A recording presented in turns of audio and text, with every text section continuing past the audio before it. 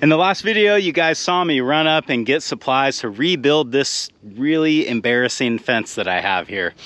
But before I start tearing all of this down, I know that I've got one calf out there that's developed a limp in her front foot, and I suspect that it's hoof rot.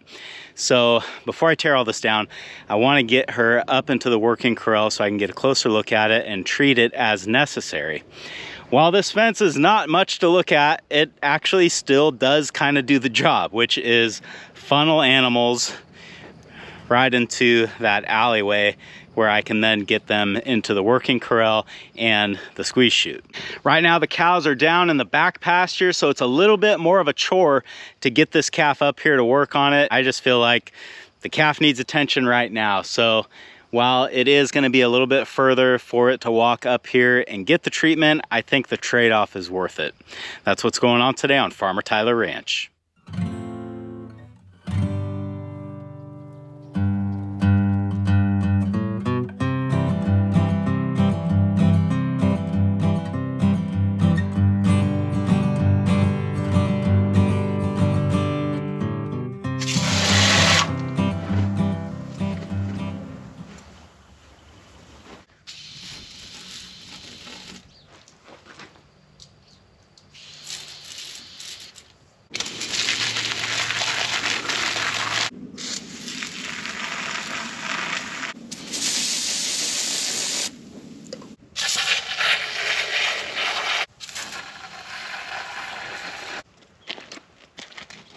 This time of year, the two things you got to do before you can do anything with the cattle: set all your gates and spray all your wasps.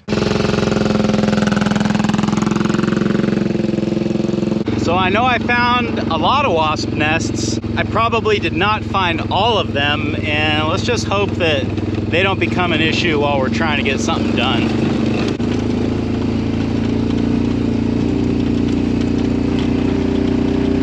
What we're gonna have to do is open this gate, and probably all of them are gonna come into Buddy and the Bismarck bull calf's pasture here. That's okay, we can deal with that because we'll probably have to bring a big pile of them anyway to get this calf to go.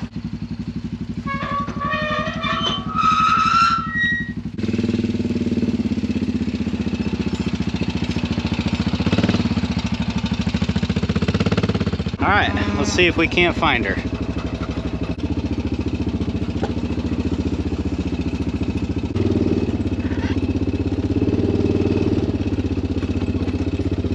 I got her here. It's the white face heifer calf looking at us, kind of holding that front leg. I'll get a little bit closer so you can see how she's walking.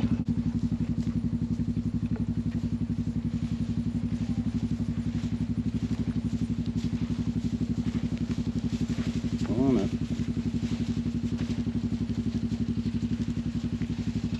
See if we can get her the rest of the way with the side-by-side. I'm gonna work her real slow.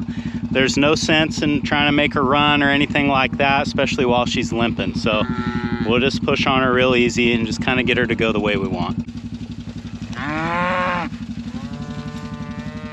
What's really going to work to our advantage is that all the cattle have realized now that that gate is open, so they're going in there, and the calf, you know, just because of her instinct, is going to follow them. In fact, I think she's already in there. So we'll see. I think the cattle are actually running up to the big corral to get into the shade. We might not have to push on this calf at all. She might just walk right up there on her own.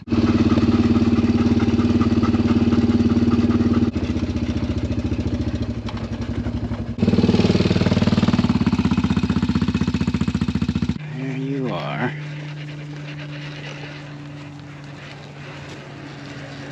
Easy does it, honey.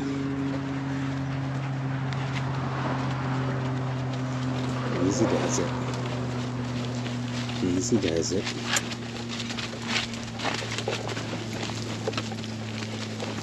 Easy does it.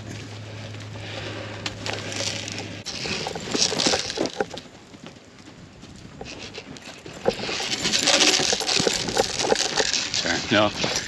There we go. There we go.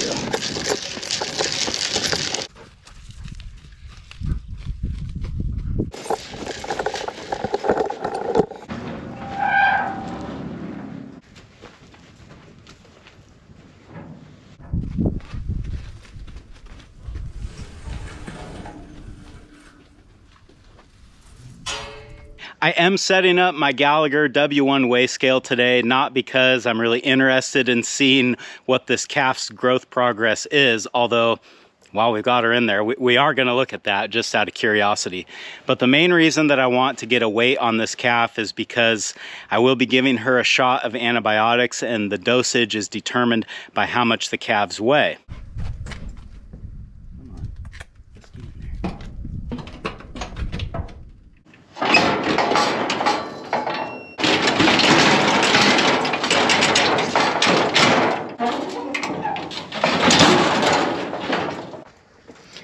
This heifer's number is 2325, and she is coming in at 438 pounds. I think the last time I weighed this heifer was a few months ago when we were doing spring vaccinations, and in that time she's been gaining 2.62 pounds per day on nothing but grass and mother's milk.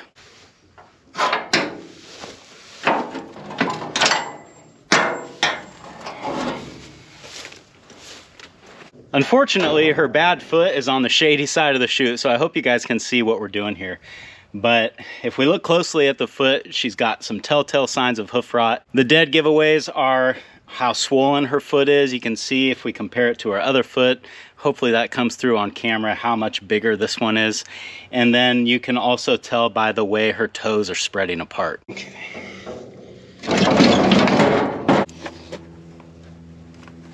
Oh! You're strong. Imagine that. As we look closely at the foot here, you can see how wide apart her toes are, how much her hooves have spread, and even to the point where she's got a little bit of a split. And this is all pretty typical of hoof rot. If she would let me pick her hoof up and show you the bottom, I think you could get a better look, but every time I get closer, she puts like all of her weight on that foot. See that? Oh, oh yeah.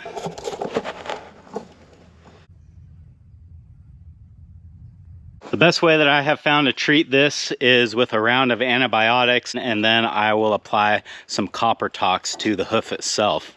And in my experience, it doesn't take much more than a week for them to get walking normal again. What I'm going to be giving this heifer is oxytetracycline, commonly called liquamycin 200 or LA 200. And we give this at 4.5 cc's per 100 pounds of body weight. So now you can see how nice it is having the scale here. We have got her weight at 438 pounds. So let's just do the math, shall we? Because she's 438 pounds, we'll do 4.38 because she is 4.38 hundredths, if that makes sense. And then we'll multiply that times the dosage rate, 4.5 cc's, to give us a total of 19.71 cc's. In beef quality assurance training, which is a program that teaches producers how to properly administer antibiotics and vaccinations so that you don't damage the quality of the meat or hurt the animal, we are taught that you should not give more than 10 cc's per injection site. So for this heifer, I'm going to give her 10 cc's on one side and then whatever the remainder was, like 9 cc's on the other. A trick if you're drawing out of a glass bottle is to pull this back as much as you're going to want to take out. In my case, it's going to be 10 cc's. And then we put the needle inside, push that air inside the bottle so that as you draw your medicine out, it's a little bit easier because you're not trying to collapse the bottle as you do so. Of course, we're going to do the mandatory, make sure you got your air out of there. All right. We'll give her the first shot on her right side, I think. All right, there you go. Give me a nice stretch.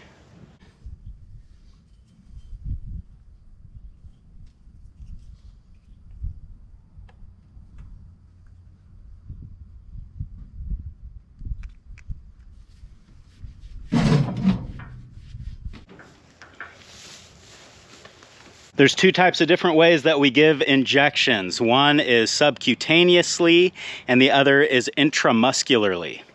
It's kind of a mouthful. Subcutaneous, or sub-Q as it's often referred to, is giving the injection between the skin and the muscle. So you can see I tent the skin and then I stick the needle under that, never penetrating the muscle itself, and that's where I give the injection. Intramuscular, on the other hand, or IM as some people refer to it, is exactly what it sounds like. You would stab the needle directly into the muscle and give the injection there.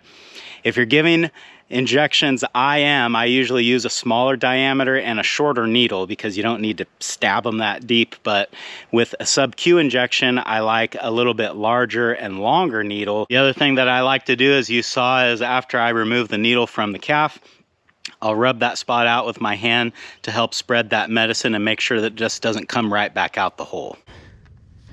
Come on. I need that foot, honey. That's how we make you feel better.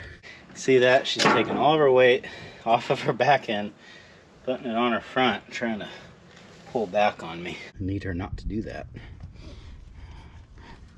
Come on. You gave it to me once. Give it to me again. There. There. Good girl.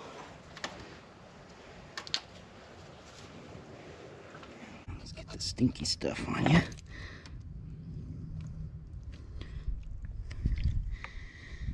Alright. Just gonna let that soak in for a minute. Give me a sec. It's gonna make you feel better. I know it probably doesn't feel better right now, but it will feel better soon. If you've never used Copper Tox before, it stinks, and I'm gonna smell like Copper Tox probably for 2 days now. But that's what happens, you know, that's part of it. Let's put some clay on here.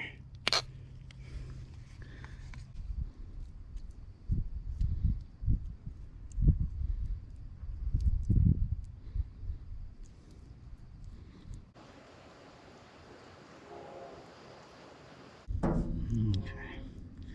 There you be. There you be.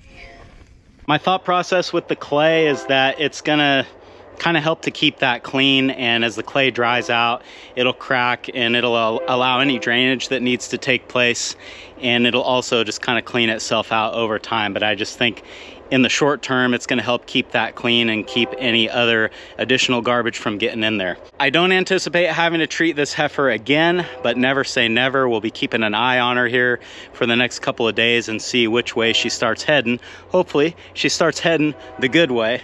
And if she doesn't, then we'll get her in here and treat her again.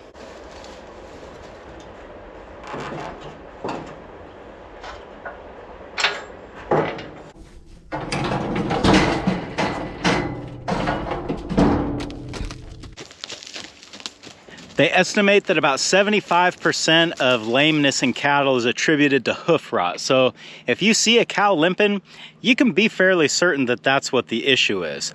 Fortunately, hoof rot, if caught and treated early, is usually not that big of a deal, and the animal will make a full recovery. It's if this is allowed to go on untreated is when it really becomes a problem. The big dilemma that I have when treating, especially a younger calf like this for hoof rot, is do I leave them locked up in the pen here so that I can more closely monitor them, but also so that they are not feeling like they need to stay with the herd and move with them and put a lot more time on that hoof than I want them to. In this case, this heifer calf was still pretty mobile. She was still getting around fairly well, despite the fact that she was limping and her hoof is split. Because of those reasons, I decided that the stress of segregating her from the herd and keeping her away from everybody is not worth the gain that it would give me. Keeping her with the herd, with her mother, it's just going to be better for her from a standpoint of just her mental well-being. She's going to be a lot happier out there. She's not going to be stressed out, even if her foot is hurting a little bit. And I think that goes a long way to helping the animals heal up. If she was in worse shape, or I suspected that multiple treatments were gonna be necessary, then I would keep her locked up. But I'm optimistic that's not gonna be the case, so that's why I'm turning her loose. Every case is different, and if you're wondering why didn't I lock her up, that's why. I'll keep you guys posted on the progress of the little heifer. I'm thinking a few days to a week, maybe a little bit longer, that she should be healed up and walking pretty normal again. Thanks for hanging out with me today, guys, and I hope I'll see you again on Farmer Tyler Ranch.